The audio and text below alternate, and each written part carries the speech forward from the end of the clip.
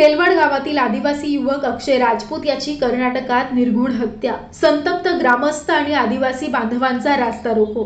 राहाता तालुक्यातील केलवड येथील आदिवासी भिल्ल समाजाचा युवक अक्षय राजपूत याची कर्नाटकात नेऊन निर्घृण हत्या करण्यात आल्याची धक्कादायक घटना समोर आली. या घटनेच्या निषेधार्थ आणि पीडित कुटुंबाला न्याय मिळावा ही मागणी करत ग्रामस्थ व आदिवासी बांधवांनी केलवड गाव बंद ठेवून शिर्डी राहाता बायपास 1 तास अडवून धरला होता. कर्नाटकात झालेल्या या संशयास्पद मृत्यूची संपूर्ण चौकशी करण्याचं तहसीलदारांनी लेखी आश्वासन दिल्यानंतर रास्ता रोको आंदोलन मागे घेत मृत अक्षय व अंतिम संस्कार करण्यात आले.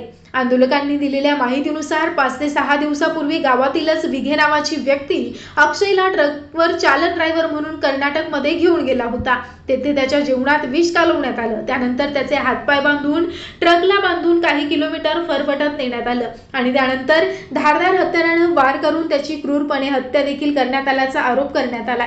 अक्षयचा संशयास्पद मृत्यू प्रकरणाचा कर्नाटकात दाखल झालेला गुन्हा महाराष्ट्रात वर्ग करून खटला फास्ट ट्रॅक कोर्टात चालवावा आणि सरकारी वकील म्हणून ॲडव्होकेट उज्ज्वल निकम यांची नियुक्ती करावी.